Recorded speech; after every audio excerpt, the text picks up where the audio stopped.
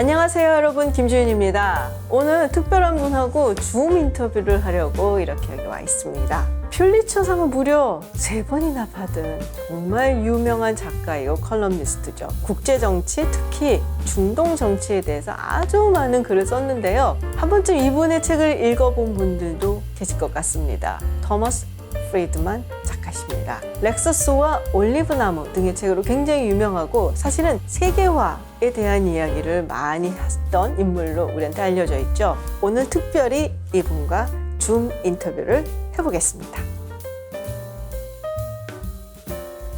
So I'd like to get some ideas and your insights for our subscribers and our viewers today. First of all, is a question about the globalization. As a person who read your book, Lexus and Olive Trees and The World is Flat, I always regarded you as a very strong advocate of globalization. However, now we see a very different world from, the world like 20 years ago. They are favoring reshoring or friendshoring to secure the supply chain. And also the anti-globalization sentiment is gaining momentum, political momentum in many countries. So how do you view the world as of now? One of the questions I get most from people is, it happened on a trip to China last year. Mm-hmm. Actually, I arrived at Beijing airport. I was there for a conference, so they sent a young woman intern to meet me at the airport. And she said to me, Mr. Friedman, I have to ask you, is the world still flat? I said to her, not only is it still flat, it's actually flatter than ever, which was not about peace or even about trade. It was about a technology platform. And those technologies today, just think, when I wrote the book, Twitter was still a sound. The cloud was still in the sky. So none of that even existed when I wrote the book. So when people say to me, is the world still flat? I say, oh, baby, it's flatter than ever. What we're doing with that flatness, politically, economically, that's a whole nother question. Anyways, I said that to that young Chinese woman, and she said to me, Mr. Friedman, I used ChatGPT last weekend. I said, you're asking me if the world is flat? And you use ChatGPT with your VPN from Beijing? Trust me, it's still flat. What we are doing with that flatness, whether we are taking advantage of it by trading more, traveling more, that's a whole nother question. Now, as you said, we are deglobalizing, more reglobalizing, I would say, than deglobalizing. China's trade surplus last year reached $1 trillion. Now, again, what is the political blowback of that? On South Korea, on America?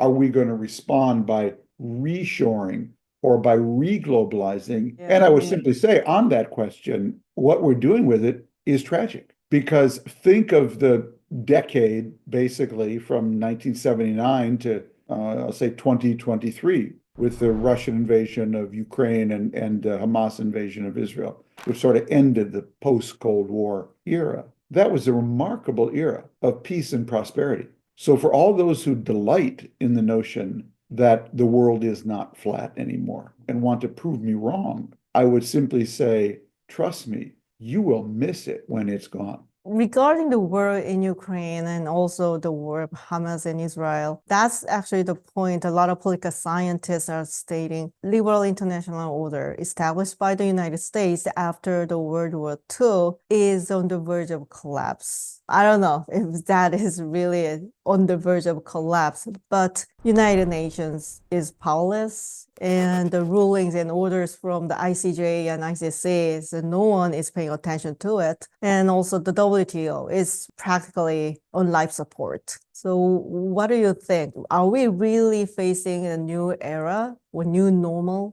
And if so, what do you think it will look like? We're speaking here on January 13th. I know the show will come out in a couple of weeks, but I just filed an article, a column to the New York Times saying to President Trump, China and Russia are rooting for you to seize Greenland. Because if you seize Greenland, that's an invitation for China to seize Taiwan. China has a much deeper connection to Taiwan than America does to Greenland. And Russia would love nothing more to see Trump seize Greenland to justify its seizure of Ukraine. So we are seeing a breakdown of norms, now for the first time driven by an American president. And what I would say to my friends in other BRIC countries who seem to be chafing at the American-built world order since World War II.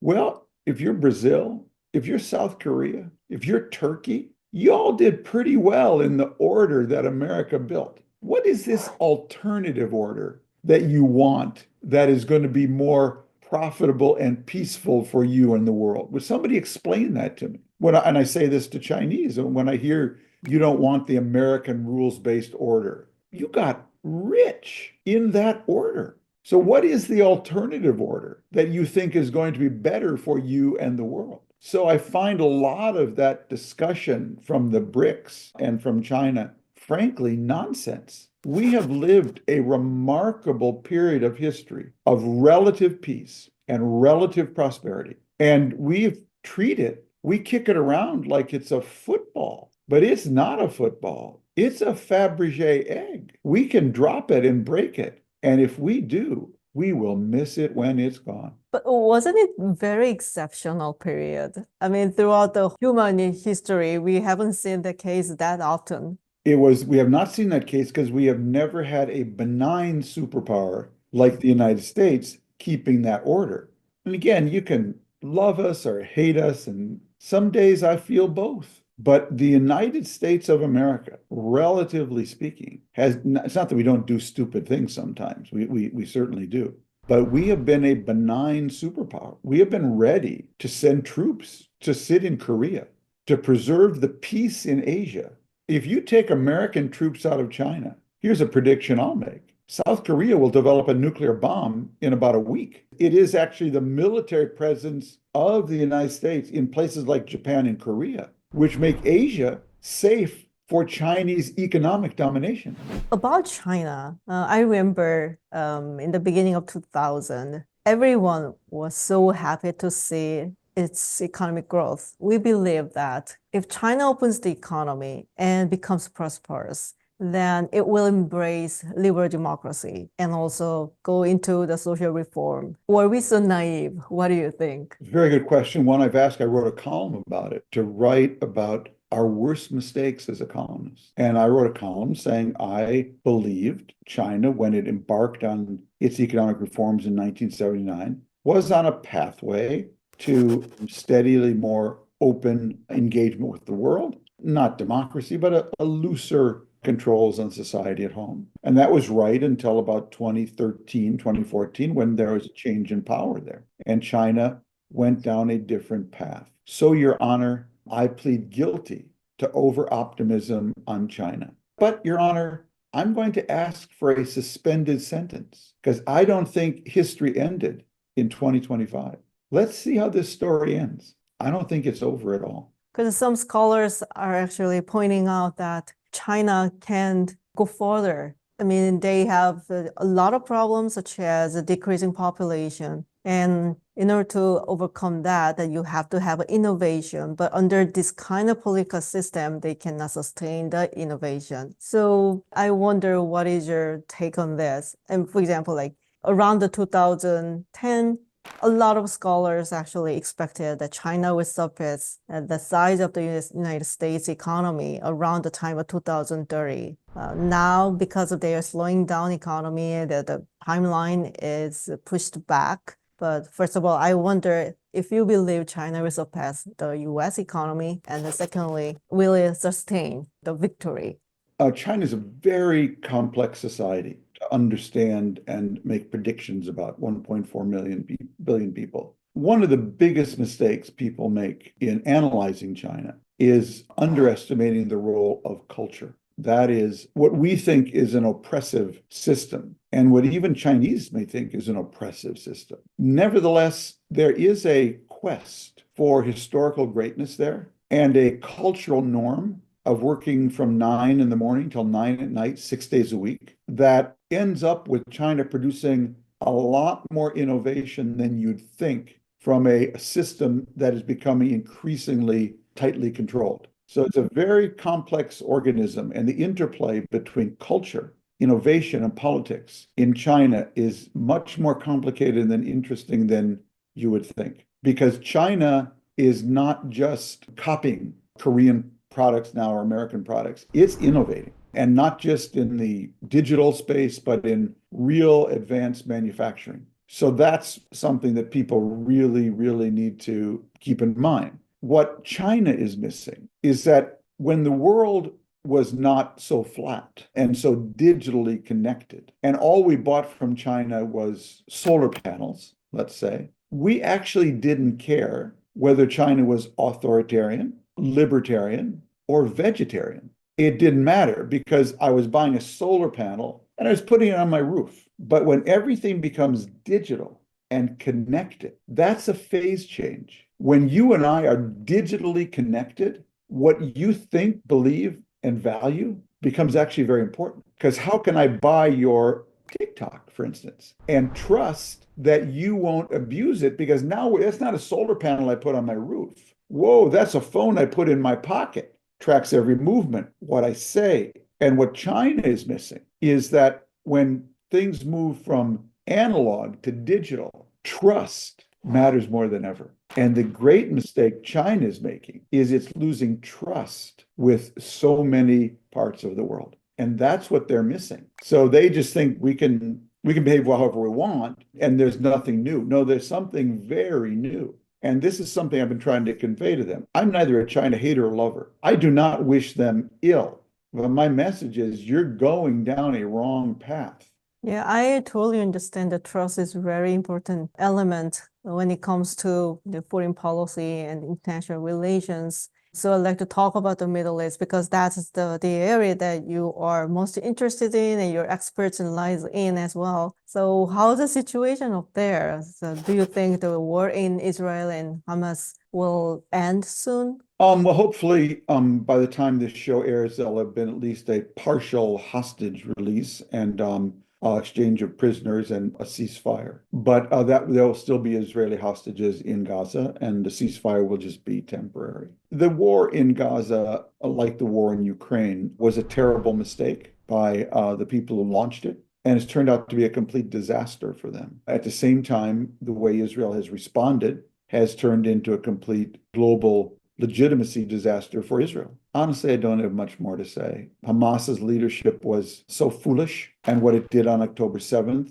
what do you think the other country's going to do? They're going to say, "Oh, give me the Geneva Convention book. I better not drop a bomb here because that went out the window on the morning at 6 a.m. on the morning of October 7th." I'm not justifying it. I'm just saying people get crazy, and the war made them crazy. So I have advocated from the very beginning, there's only one solution, 2 states for 2 people. I believed that before the war. I still believe it today. And until and unless we get there, both sides will just be bleeding each other's resources, and each other's legitimacy for no good purpose. Well, in recent column of yours, you also mentioned that still you are advocate of 2-state solution, and you hope the President Trump can make it possible.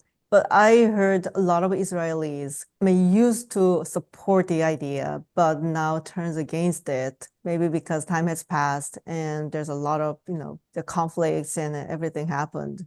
Do you really think it's feasible? It's possible? Very, very difficult. When I call for a 2-state solution, still a lot of people criticize me. And to which I say, "You mean it's hard?" "Oh, I thought it was easy." "Thank you for telling me it's hard. But let me tell you something. It has about a 5% chance of succeeding. But I'm going to put 100% of my energy behind that 5% because the alternative is a forever war. The alternative is actually not a 2-state solution or a 1-state solution. It's actually no states for 2 people. They'll just grind each other up. And the best people in both communities will leave because the best talented people now can go anywhere. So the odds are very long, I realize that, but I continue to advocate it because the alternative is simply worse. How is the dynamics of the Middle East? Because it seems like have changed a lot. I mean, Israel, well, although it is winning the war, but still its economy and everything has damaged, certainly. On the other side, Iran is significantly weakened, lost its proxies, leadership of Hezbollah, leadership of Hamas, and even Syria. So it seems like it is the war and the consequences are resulting in very different dynamics in the Middle East. if Donald Trump is looking for a Nobel Prize, there's no better opportunity than the Middle East right now, precisely because Iran and Hezbollah, the two biggest troublemakers, have been severely weakened. And so the opportunity now for a new nuclear deal with Iran, simultaneous with a Saudi-Israel deal, simultaneous with Israel opening negotiations with the Palestinian Authority, simultaneous with a peace, some kind of stable peace in Syria. You could remake the Middle East. It's an awesome time. Do you think he will do that? Yeah, I mean, I have no idea whether Trump will do it, but I think he will be tempted in time. I wake up every morning. The first thing I do when I wake up, and I clear my eyes and I go on to the internet, the first place I go is CNBC, and I check the 10-year US bond. Why do I do that? Because the 10-year US Treasury bond has gone up 100 basis points since Donald Trump was elected. On the morning he was elected, you got about, these are rough numbers, 3.8, 3.7%. Now you get 4.7. Why is it? Because the market is afraid that he'll do three things: impose dramatically higher tariffs on China, spend billions of dollars trying to evict illegal immigrants from the United States, and go to war with Iran and spike oil prices. So I think Donald Trump will be looking for some alternative ventures, because if he executes at scale on any of his campaign promises, the 10-year will go up another 100 basis points. And he knows he was elected for one reason: to bring down inflation. So there's a real tension between his geopolitics and campaign promises and the 10-year bond. I believe less and less in politics these days, but I absolutely still believe in physics, and the physics of things will restrain people. I've never believed in politics. I'm a political scientist, but never believed in that. Well, the new president of Iran is more reform-minded person, we believe, and we heard. Do you think he can bring some change in the society, or the people of Iran can do something to change? I think he's very weak, that the real power source in Iran are the Revolutionary Guards, and they are both strong and corrupt. But rotten regimes, we've learned, can go on for a long time if they're ready to kill as many of their own people as they need to. And this regime has proved that willingness. And when you never know when the rot reaches the last beam and pillar and the thing collapses. And we have to understand that we live in a very different age now, where we see the perverse effects of technology. All of this technology, whether it's control of social networks or artificial intelligence or facial recognition, what it does is make inefficient authoritarians more efficient, like the Iranians. It makes efficient authoritarians, and it makes democracies like South Korea and America ungovernable. Look at the chaos in South Korea. It's not entirely technologically driven, but it's technologically fueled. And who knows who's also fueling it from outside. I'd like to talk about Europe, the war in Ukraine.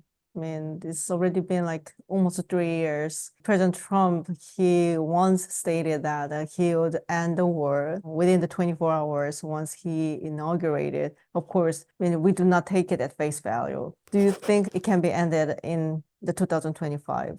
It can only be ended if Vladimir Putin thinks he is going to be defeated. And right now, he doesn't believe that. He can't lose in his own mind. Russian history is not kind to czars who lose wars. And so he knows that. And so the problem Trump has is Trump wants a ceasefire. Putin wants a victory. Two very, very different things. So it'll be pretty difficult, actually. Those two would agree on one thing because they have different things in their mind. Yeah, absolutely. And Trump is wedded to no one or no ideology, just what he thinks is good for him and residually good for America. Yeah, I remember President Trump's the first speech at the UN, the meeting, general meeting in 2017. It was a really interesting speech because he mentioned the word sovereignty for more than 20 times. And he also said, as a leader and the president of the United States, I pursue the national interest of the United States most, and you should do that too. So yeah, it all sounds good on paper, but when other countries actually start doing that, you end up with an extremely unstable world.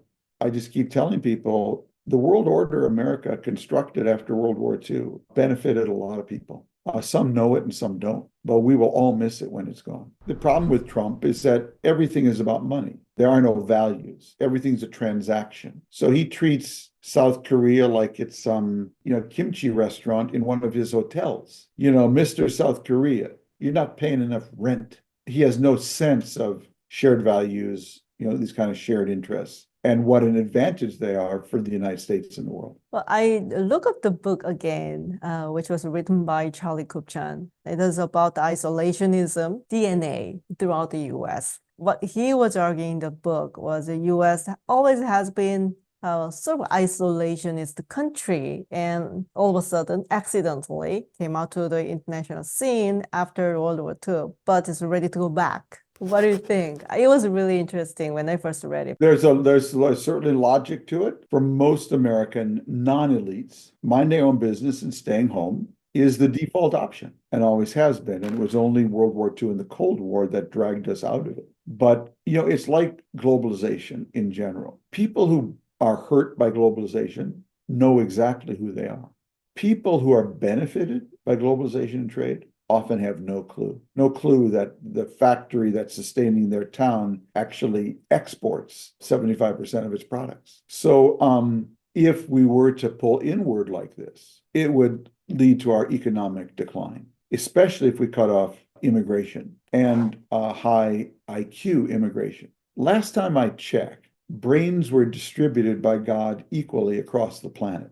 What he didn't distribute equally was the countries that would actually welcome brains from all over the world. And that's how we became the wealthiest, most powerful country in the world, because more high energy and high IQ risk takers wanted to come here. If we give up that advantage, just as if we give up the advantage of allies, we will revert to the mean, considering that we only have 50 million people or so, and China has 1.4 billion people. When you're 1 in a million in America, there are 350 other people just like you. When you're 1 in a million in China, there are 1,400 people just like you. And so we need to make up that difference if we want to continue to thrive. So frankly, I don't pay much attention to anything Trump said during the campaign. That's politics. I'm just following the physics. I totally agree with you. I think the most important reason that the United States staying in the most wealthiest and the most powerful country in the world, it is gaining brains. So those who are young and ambitious and brilliant, smart people, if they had a chance in the United States to succeed, they probably fly in there. So I agree with Elon Musk on that part. So do I. Thank you so much, Tom. It was a very insightful conversation. Please continue to write insightful columns in everywhere we can read. Thank you so much for sharing your time with us today. My pleasure. And please give my best to all your viewers and to all my readers in South Korea.